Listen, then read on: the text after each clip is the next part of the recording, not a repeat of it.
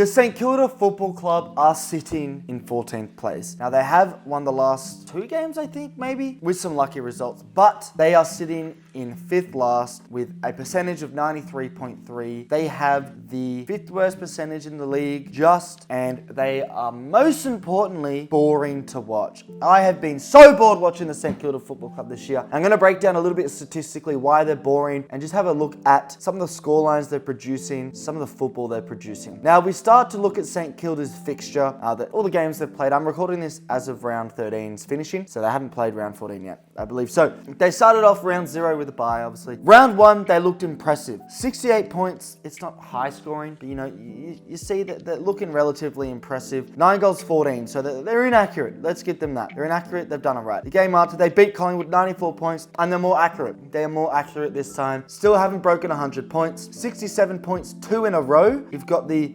Essendon game where, admittedly, they should have won. They were in front the whole time. But if you look at that, 9 goals, 13. So 9 goals again. And then 67 points against the Richmond team where we started to capitulate with injuries there. We being Richmond. They go to the Giants and they break 70 points. They get 79 points. Very unlucky. Late comeback. Just didn't quite get the job. Then they score 64 points and 72 points. The Dogs dominated them. And fair bump, they actually played... Oh, no. Actually, no. They got dominated this game. Port Adelaide, I think, loads of points. We look at this. Yeah, 11 goals, 16 to 11 goals, 6. And we keep moving through. They finally, for the first time, break 100 points in round 8. And it was against North Melbourne, the worst team in the competition. And they only did it by 3 points, 15 goals, 3. The fair play, they break 100. Then they go to the Hawks and they score 53 points. Awful. 55 points against Fremantle. They get 62 points against Melbourne. 82 against the third worst team, the comp West Coast. 51 against against the Suns. And as you can see, they haven't played the Brisbane Lions game, but I guarantee you they aren't breaking 50 in that. The average points is not good. It's boring. They've broken 100 points once. And if you look at the opposition, Gold Coast are such an exciting team. That was the most boring game in history. Awful. They made West Coast, this exciting young team, high scoring, look awful as well. Melbourne, admittedly, they're a pretty boring team, whatever, as are Fremantle. So it's not really their fault. They made Hawthorn look boring. Fuck me, that's an outlier. Port Adelaide, they just make teams look boring and it's so frustrating. Now, if we look at the St Kilda, we're going to isolate St Kilda here and go through some of the statistics, because we all know St Kilda are, when you watch them, the eye test. Okay, the eye test is something you can't use statistics for when you are watching them through your eyes and you can't analyze things with the statistics. The eye test, when you watch St Kilda, tells you this team's boring, they can't score, and they have the likes of Higgins. Butler hasn't been on it, but he's been good in recent years. Max King, Owens, Membry, they have attacking threat.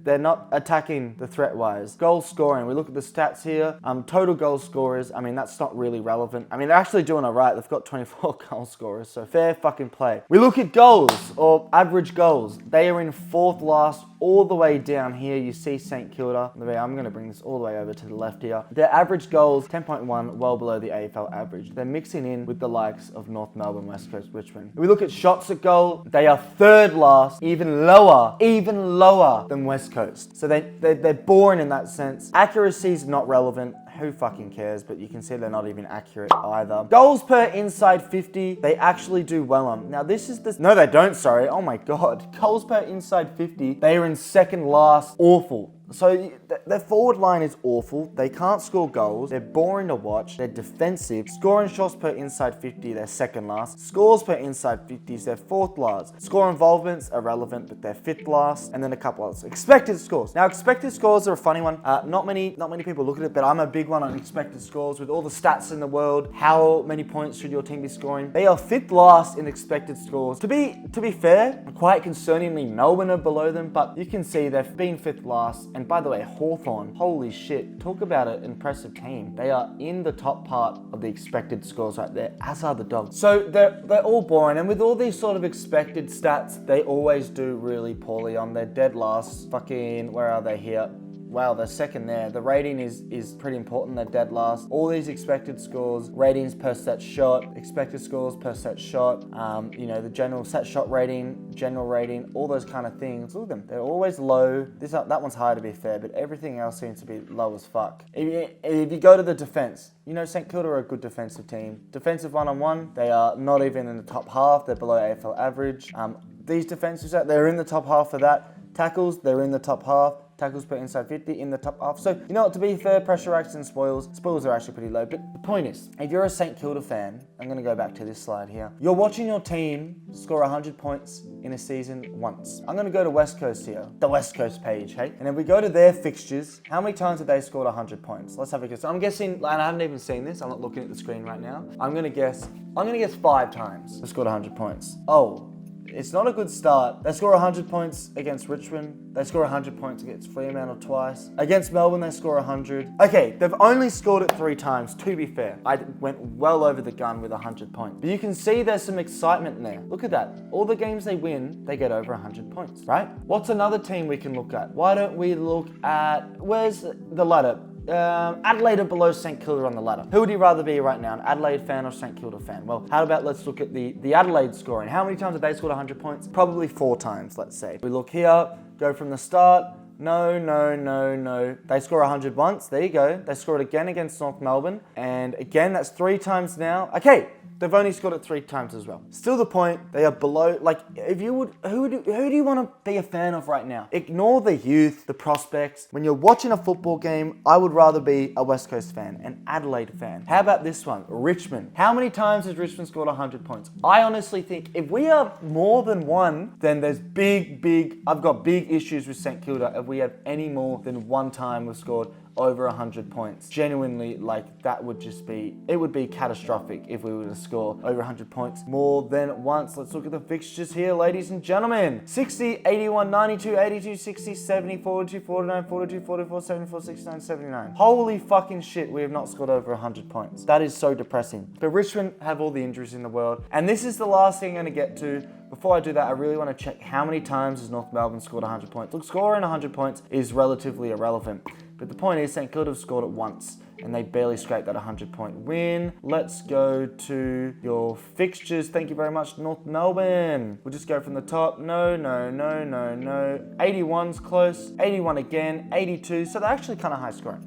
Right. We've gotten to the point, St Kilda can't score, they're boring. Only North Melbourne and Richmond are worse at scoring, and that's because of the amount of injuries and just how shit their lists are. Let's look at the AFL injury list, currently speaking. Who's the worst injured, okay? Now, Adelaide, you can see, they have a fair few injuries to some important players. Brisbane, they have a few. Carlton have a lot of injuries there. Collingwood, as we all know, are going through a massive injury crisis right now. Essendon have a fair few. Fremantle getting pretty lucky. Geelong, awfully lucky there. Look at that, my word. Gold Coast as well, getting pretty damn lucky. The Giants, you all know, are struggling with injuries. Hawthorn are struggling with injuries and have for the whole season. Melbourne have been up and down. North Melbourne getting relatively lucky there. Port Adelaide have been hit pretty badly to more important players. Rosie, Pal Pepper, some good players there. Richmond, I mean, that was worse last week, but look at the injuries we have there. St Kilda, we're going to skip really quick. We're going to go straight to Sydney. They have a fair few. West Coast have a fair few. The Dogs have loads. St Kilda. St Kilda right now, they have 5 injuries.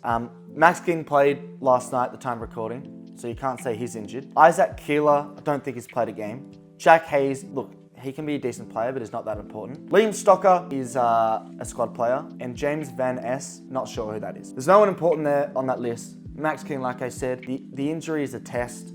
It's just happened, doesn't count. That is remarkable. If you look at the ladder once again here, ignore all the game that's going on right now. You look at the ladder again, they're not doing well. They've got a percentage of 93.3. They can't score and they don't have the injuries. Adelaide have more injuries. West Coast, Richmond certainly do. North Melbourne, to be fair, they're not very injured right now.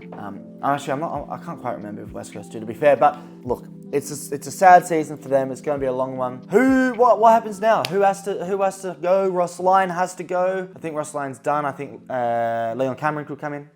Stewie Dew could come in. Nathan Buckley. There's a few names, food for thought there. They have to go. They have to go. And I have to go as well. I've got to go and try and inject some happiness into St Kilda fans. Thanks for watching. Follow the TikTok FTFooty and I'll be seeing you in another video.